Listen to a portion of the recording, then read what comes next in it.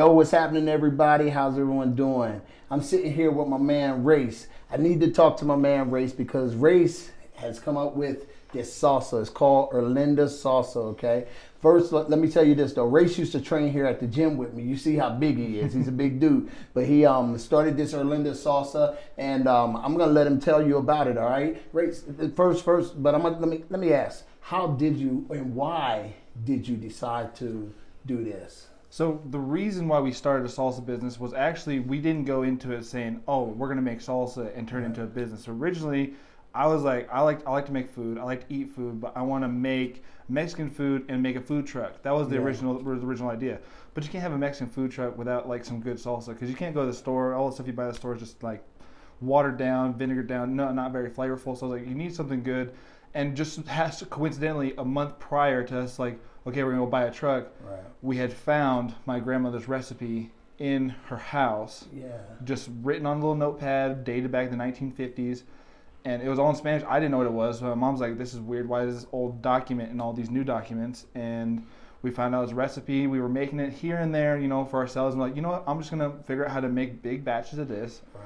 and add it onto to my Mexican food, like my tacos and my quesadillas.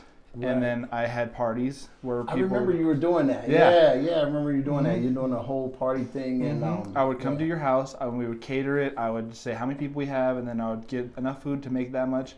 And people loved the food, but they were dumbfounded about the salsa because out here they don't know what good salsa is. They just think it's like tomato paste, and they got this this is some good stuff. Yeah. And people were asking about that so much, and that was so much easier to start up than having to go put a huge investment on a truck. Yeah, so the salsa was so much easier to start up, and now it's just blown up. It just took off. I remember though. I had forgotten all about that. Yeah. Yeah, you were doing the parties. You were doing the whole gamut. Not just the salsa, but the tacos and everything. And but now, the salsa just got so big. Yeah, it's so big that I don't even have time to do that. I've done a couple, but I'm just like to my neck in salsa. So. Like the big one was the quesadillas. Like people love the quesadillas. They had that crunch, had the meats inside, and I had different like seasonings just for that too. Yeah. But the salsa was just so much easier to start up and just figure out how to get packaged was a lot easier than getting a whole truck and just going right for it. So what now? Listen, starting up a business. I know what it's all about. Starting up a business, everything else. Being an entrepreneur. It's a lot of work, man. A lot of dedication. And you're finding that out. Oh yeah. But But there's a lot of courage that goes into that, and a lot of people don't understand that. What made you? What gave you the courage to do this? Was it when you started the truck and you were out? People were buying the salsa and your tacos and everything. Did that give you the courage when people actually liked it, or what made you just say I'm gonna go for it? All out. So a big thing that really made me say, okay, I'm going to do this all out was the fact of how many people were giving me that face of, oh my God, this is amazing. Like that face of realization of this is really good. Yeah. And for the longest time, like I would say for the first 6 months, I never had a complaint. They were always like super positive. I could tell they were genuine about it. Like this is really good because they kept coming back for more. Yeah. So I was just, at that point, I was like, I was here part-time. And I was doing that on the side, and I remember it was times where I was here for from noon till 10, and then I would go home and I wouldn't go to bed till 3 a.m. making salsa for people the next day. So I had to make a choice. I was working myself to death. So I was like, you know what? I love this creation that we have made, and people would just love it. So I'm just gonna go full bore into it and put all my chips in that basket, and so far that basket hasn't tipped over, so we're keeping it going. I love it, man. I love it. Yeah. I love seeing you out there. You know what though, man? I'm gonna tell you what I've seen the most though. I've seen how you've grown. You've been training here with me since you were how old? 15. Yeah, I remember, 14 or 15. And just to watch you grow as a man, and I went and saw you when you were at what's that place over there that we were at? Good Lord, Farmers Market. Yep. And you were over there selling, and it was great just to stand back and watch you communicate with people. You know what I mean? Because I seen you communicate with people in here, you know, as a younger man. You know what I mean? And then watching you communicate as an entrepreneur, it was like, whoa, this is Rayce I'm looking at. He's like a whole different person. I'm loving it, man. I love it. I love it. Obviously, it has gotten to get you out of your comfort zone. Oh yeah, for sure. So tell me about that. I mean, which ways has it challenged you? Well, I'll tell you, the first market I went to was that same one over there at Lehigh. I sat down. I had 29 jars. I remember like it was yesterday. I had 29 jars, and I sat there. And that was a lot because back then when I was bringing it here, I was only making 4 to 6. Yeah, so I remember that, to bring 29, I was like, well, I got to sell this. Yeah. And I was, you know me, I was like shy as could be. Yeah. First off, and you know, I didn't say much my first market, but people just came out, tasted it, and they were buying it without me saying really much, except for it was my grandma's recipe. It's 80 years old. It's from Monterrey, Mexico, so it's authentic. So people tried it, like, this is really good. I sold out within the first 2 hours. I was supposed to be there for 6 hours. So they're like, well, you sold out, you can leave. So we left a sign there saying, hey, we'll be back next week, we'll bring more. And then as the weeks went on and more people tried it and more people liked it, I kind of built up that confidence to be able to talk to people. And then when people walk by, you're not walking by my table without me saying hello. There you go. How are you? You walk past my table, you guarantee, hey, how you doing? That's you guys like salsa? What I noticed. So it's really been a huge confidence boost to be going everywhere, because now I go across state. I go to Wyoming. I've gone to Nebraska. Right. I've been I've shipped out stuff all over the country, and I've been able to build up a relationship with people. Like a stranger walks up to me, I can talk to themselves all day long, and there's no shyness. There's no my usual stutter that comes out. No, it's so natural, and it's helped bring me out of my comfort zone for sure. Yeah. You seem like you're in your element now. When you were over there and I was watching you talk to people, it just really seemed like you were in your element. Yeah, I liked it a lot, man. Yeah. Wow. So when you let's start again though. You were cleaning out.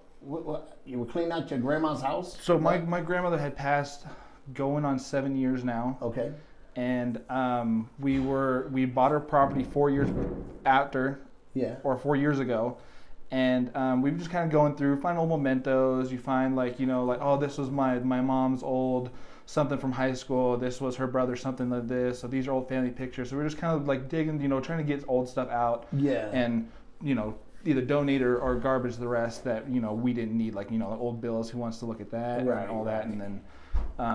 We were going through filing cabinets. It was like 2 years into looking, and then we opened a cabinet. I was going through it. I was supposed to take new stuff, put over here, old stuff, and kind of sit over here. And I saw this old piece of paper with all this new stuff around. This old little piece of paper, like super, stained, all that. Like it's been through. It's been through some stuff. The ringer, yeah. It's been next to a pot of salsa and got dripped on for sure. Yeah.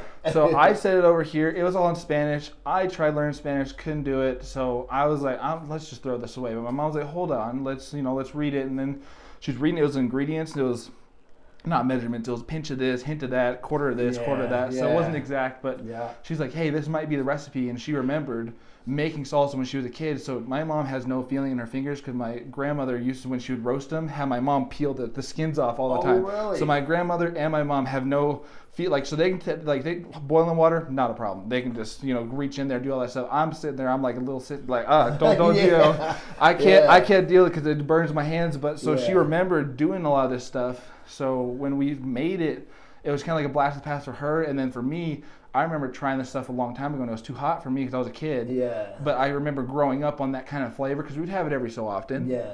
And she was like, "Oh my gosh, I can't believe it. This is it." But we didn't make it perfect the first time. She's like, "Okay, we did a little bit too much of this. Need more of this. Add a little bit more of this." And once we kind of got it down to yeah, that's what hers tasted like. Where we had just that one, and of course you remember it was hot. I remember. So, I can't that one was hot. So then I kind of took it upon myself. Well, people want to taste something good. Let's just see if I can take a little bit of this out, add a little bit more of this, and just see if that gives you the flavor without it being spicy. That's what I noticed. You got a whole bunch of different flavors now. You know, a lot more different flavors now, and different heats and stuff, because I can't handle the heat. You know what I mean? Yeah. So but how did that come about? How'd you do that? So originally we started with the original one, which the original I call it my classic hot. So Okay. that one is just classic hot. If you like a hot salsa, that's what you want. It's not over the top hot. Even my hottest stuff's not gonna burn your face off, melt you to the emergency room kind of hot. Right. So we had that one, and I was like, okay, well people want it a little less hot, so then we did the medium, and then I remember I let you try that. You said you liked it, but you said it was still a bit on the spicy side. So I was like, okay, well then let's see if I can make one for Kenny. And more people were like, well, we want one that Kenny likes, so we don't like it spicy either. So then I originally made those three, and then I had people come over, hey, I need something more spicy. So then I added habaneros to the original flavor. So the habanero salsa is the original with just the addition of habanero to it. Oh, really? So it's just that one addition in there, and then it gives that heat with that flavor boost in there. Yeah. So then I had those four, and then people would come up to me when I'm selling stuff, and they were like, man, I love your stuff so much. We've gone through so many bottles. Have you ever thought about making a verde? So then I was like, well, I'll look into it and try it. And I took her exact recipe, like formula for making salsa, like the amount of proportions for everything. I was okay. Well, minus this ingredient out, swap it out for this to make a verde. Yeah. And then put it together, see what heat level we wanted it, and I measured what heat level I wanted based off my original four. Right. So like, if I want something to be on par with this, like the verde is a medium, I want it to be on par with the medium, I put the same amount of spice ingredients as I did with that one in there. Okay. I was wondering how you did that. I was wondering how you did that. Yeah. So A lot of it is thanks to the people that came to buy from me. They're like, right. Hey, have you ever done like mango? Right. I want, like, at first I was like, mango salsa, like that. I thought it was sacrilege. I was like, you can't do that. You can't add mango to salsa. So me not thinking about it, one of the things that makes my mango different from every mango on the market is I don't just add chunks of mango to my traditional salsa. I made a mango-based salsa, so it's pure mango-based with the additions of all the other salsas in there. Wow. So when people got it originally, like, was this? They're like, it looks like baby food, and they try it. That's the best mango salsa I've ever had. Wow, that's crazy, man. It's all thanks to the people that said, hey, I have a black bean and corn. You made a black bean and corn salsa. Have you made a chipotle salsa? Have you ever done like a restaurant style salsa? And then people come up to me, have you ever done this? Have you done that? And I'm like, well, I'll try it. Well, see, that makes sense though. I mean, somebody told me a long time ago in business. He said, don't be afraid to start. He said, just start. And they said your audience will pull you in the direction that you need to go, Absolutely. And it's crazy because that has happened to me here at the gym. That's happened with my supplements. That's happened with whatever. And now you're saying the same thing, Your audience is telling you, hey, or, asking you these questions or whatever. They're giving you guidance and stuff. Yeah, they would toss something up, and then I would just kind of slam dunk it with what I thought would be good. Like, someone's like, you ever done a smoky sauce? Or not smoky sauce, smoky salsa. And I was like, well, let me see that. There's chipotles, anchos, and arbors. Those are smoky flavors. Let's throw those in there, and then let's add a little bit of Erlinda spice to it, and then chipotle salsa was made. That's amazing. They would toss me up, like someone came over and said, hey, you ever done a black bean and corn salsa? So I took it one step further. I made black beans, corn with a tomatillo and black peppered base. Yeah. So it gives you a smoky, tangy, savory flavor. Wow. So if people want to get some, where do they go? At the moment right now, you can message us on Instagram, Erlinda's_authentic_salsa, or Erlinda space salsa Facebook group.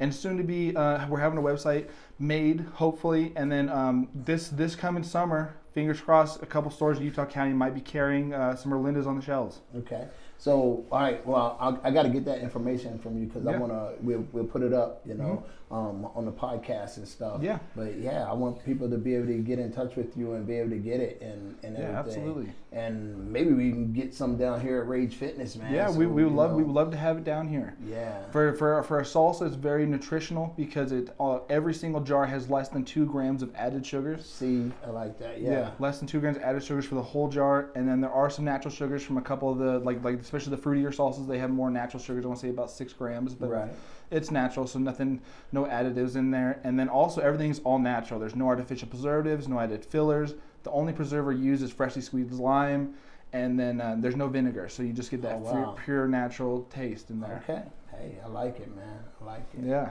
Man, that's good, Rayce. Well, I'm proud of you, man. Thank you. I appreciate it. You're doing your thing, man. Yeah.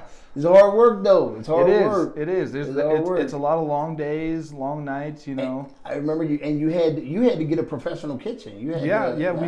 Currently we're renting out a place up in Salt Lake City. A couple different ones, whichever one's available at the time. Oh, okay. Which is a pain.